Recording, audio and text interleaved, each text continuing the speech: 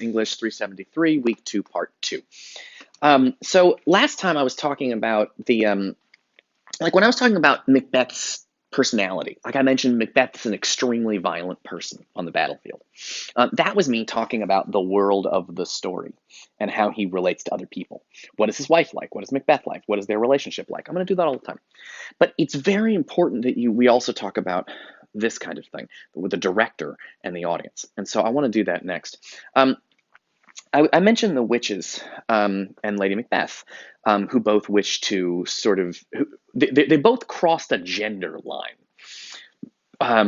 in some way. The witches have beards and are very powerful and don't have husbands, and Lady Macbeth, unlike traditional women in the 13th century, and Lady Macbeth wishes not to be a woman anymore. She wants to have her sex taken away, and she wants to become something else, more masculine, which she defines as more cruel.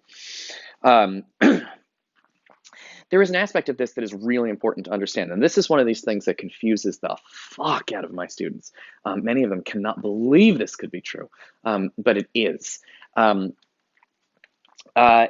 in Shakespeare's day, theater was considered to be very bad for women. They had an idea, and we'll talk more about this, that there was a link between the imagination and madness.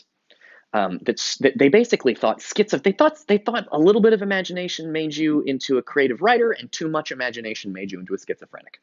Um, that it's like a dial, let's put the imagination up to 5. Good, he's a creative writer. Let's put it up to 10. He's a schizophrenic. So they thought that like women pretending on stage, it would be very bad for women's brains if they were to pretend to be other people, because that's what actors do. They pretend.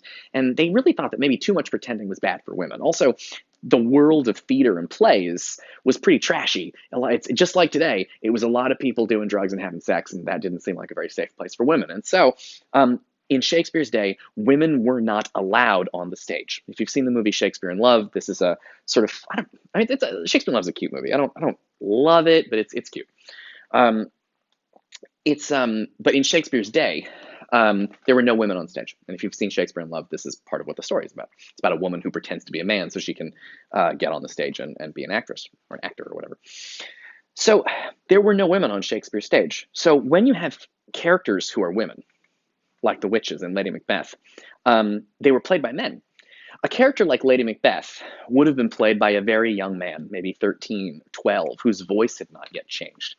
They would have put a wig on him and dressed him up as a woman. The witches probably would have been played by grown men or even old men, but they all would have been men. Still today, when you see a Shakespeare movie or go to a Shakespeare play, it is very common that one or two of the witches, usually one witch, is played by a man. It's kind of a nod to the way things were done way back then.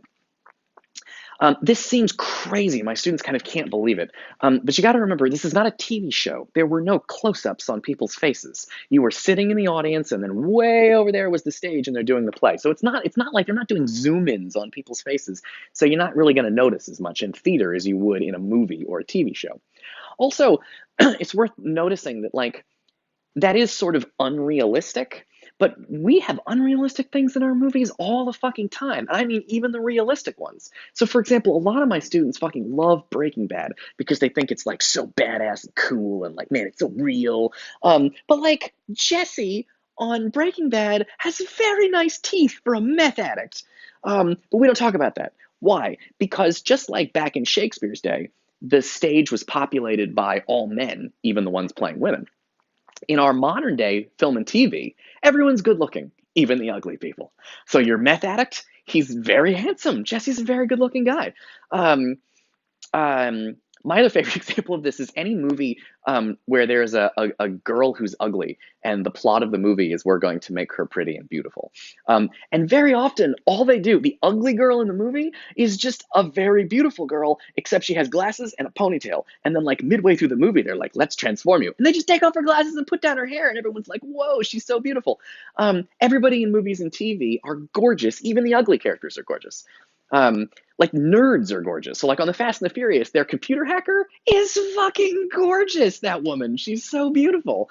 Um, like so, it doesn't make sense that everyone would be that good looking, and also doesn't make sense that everybody would all the characters would be played by men. They're both ridiculous, but it's just something you accept when you are dealing with a fictional world. I'm having fun. Okay, I kind of thought I would hate this, but I'm having a good time actually. All right. So, why? I've been talking about this forever and I have not gotten to a point yet. Let's get to a fucking point. Why do I mention this? Because these two moments where the witches and Lady Macbeth speak are real interesting. Banquo says to the witches, "You should be women, and yet your beards forbid me to interpret that you are so." Lady Macbeth says, "Come, you spirits that tend on mortal thoughts, unsex me here and make me like a man." Now, obviously, the characters are sort of crossing gender lines, but think about, and this kind of explanation. Why does she say this? Because she wants to be like a man. Why are the witches like this? Because they're very powerful. But I want to talk about this now. If I'm sitting in my seat and I'm watching a Shakespeare play, if I'm watching Beth from my seat in 1600, I'm probably standing at 1600 because I'm not going to be a rich guy in 1600. School teacher. So if I'm doing that in 1600, something very funny happens because here I am sitting in my chair. I'm gonna sit just for dramatic effect. So here I am sitting in my chair, and then I look on stage, and Banquo said, "You should be women, and yet your beards forbid me to interpret that you are so." So he's saying, "I expect you to be women, but you look like men." Now in my seat, I'm looking at the stage, going, "Dude, those are men. Those are men dressed as women, and you're saying they look like men." You see, what he has done is he has, for me in the audience, now obviously they are women with beards in the play, but in my seat, what I'm seeing is it's like he's reminding me this is a play and that those actors are men. It's a funny moment because normally when you watch a movie, you want to forget you're watching a movie. You want to just like live in the world of the movie. Banquo's not letting you do that because he says, "Oh, you guys actually, you're supposed to be women, but you look like men." And I'm sitting on my seat being like, "Dude, those are men. Those are the actors playing the witches are all men." Same thing with Lady Macbeth. Lady Macbeth is a young boy.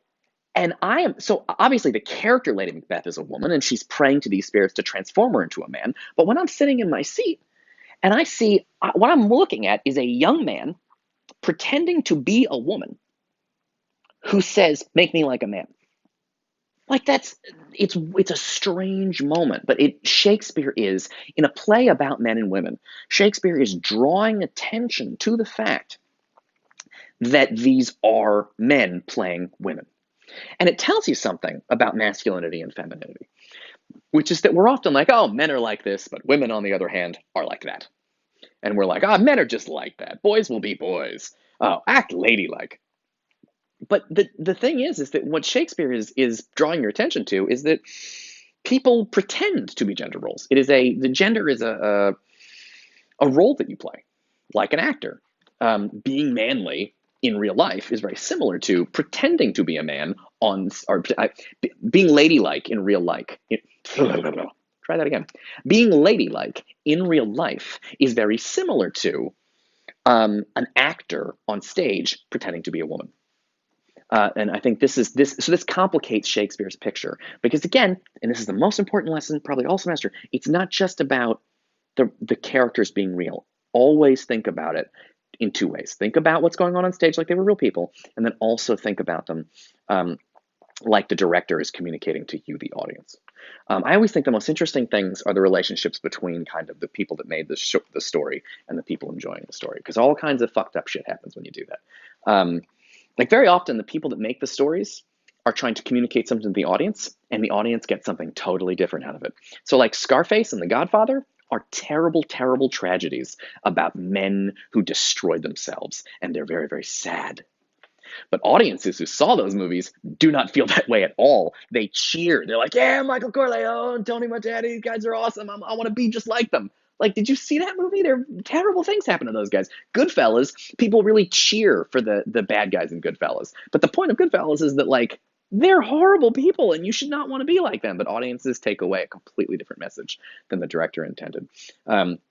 Pretty sure Rocky Horror Picture Show was trying to make fun of Dr. Frankenfurter, but Um, it didn't work out like that because everybody loves Dr. Frankenfurter because that character is amazing.